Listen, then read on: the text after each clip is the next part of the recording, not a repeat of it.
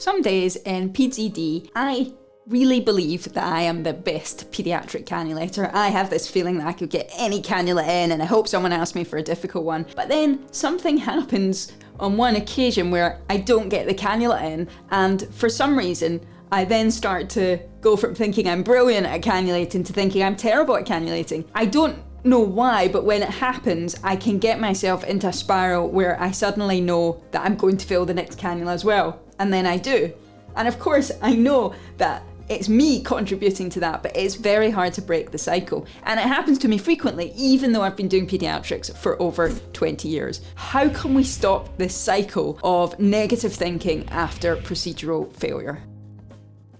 One of the key issues is that, unfortunately, procedural failure breeds more procedural failure because we end up with a distorted perception of our ability. We thought we were very good at something, but now we've convinced ourselves that we are not good at it. That's just a distortion of reality. Nothing's changed because of one failed cannula. That distorted perception then affects our likelihood of success next time because we start to give ourselves negative self-talk. We also put more pressure on ourselves because we start telling ourselves that we're going to have to succeed next time, otherwise we're definitely terrible at this procedure, and that stress increases our performance anxiety and makes ourselves less likely to succeed. When I tweeted about this problem recently, someone replied to say that surely one failure doesn't mean anything, no one thinks they're bad based on one failure. The first thing I find helpful is to recognise that one single failure doesn't make me a failure at cannulating. And it seems obvious, and if it's not a problem you suffer from, it might seem obvious that one failure doesn't matter. But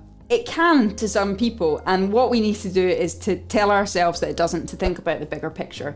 Because I've been cannulating for 20 years, paediatric patients for 20 years, and of course some have been unsuccessful, the majority have been successful. Therefore, one failure isn't the thing that will topple my skill set, it's just one small blip. And I think it's so important that we remind ourselves of that. So instead of feeling bad when we go into the next procedure, what we want to try and do is boost our chances of success. Instead of telling ourselves we are terrible at this and we mustn't fail next time, actually let's just focus on getting the next cannula in and doing what we can to optimize that. So we can control certain things and we can't control others. So let's focus on controlling what we can control. We can control choosing the best vein, we can control getting our kit right, we can control the environment, the positioning, we can control what we explain to the parents and getting the parents on board to a certain extent. Try and control the things that are within our power to do so, and just accept the rest. If it fails, it fails. But we'll optimize as much as we can and do our best to succeed in what we know is a procedure that we can achieve success in. We also need to avoid making excuses as to why we're going to fail. I find this to be a big problem. I start to tell myself, this cannula is not going to go in.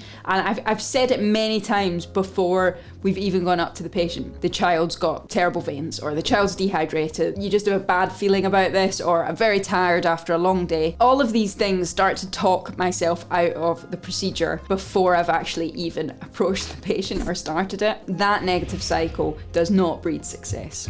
So instead of making excuses, we need to focus on the positives. So if it genuinely is the end of a long day and you're too tired to do the procedure, just hand it over to someone else or ask someone else to do it. That's totally fine. But most of the other things are just about negative self-talk rather than any relation to the likelihood of success. So instead of these things, try and talk positively. You can do this, you can get this cannula in, this patient has good veins, you're optimizing what you can, you're using your years of experience to do it, and if anyone can get the cannula in, there's no reason why you can't be that person. But the best way that I find to cope is to recognize when I'm in that cycle and to just highlight it to myself. I know that I am not the best cannulator in the world, but I also know that I am not the worst cannulator in the world. Think of the bigger picture. We can move on. I like to also remind myself that it's a common thing that clinicians experience. It's not just me. Suddenly they find that they're not able to do it, or they miss it once and then get into a negative cycle. Remind yourself that you're not alone. It's a common problem. It's easily resolved and you don't need to let it become more of an issue than it is. It's just one simple failure and you'll be able to get on and achieve success. I remind myself that I've broken this cycle in the past and I know I can do it again, and you can too. If you like this video, you'll enjoy my video on how I coped when I had the yips and my hands started shaking during suturing. I share how I overcame this in this video here.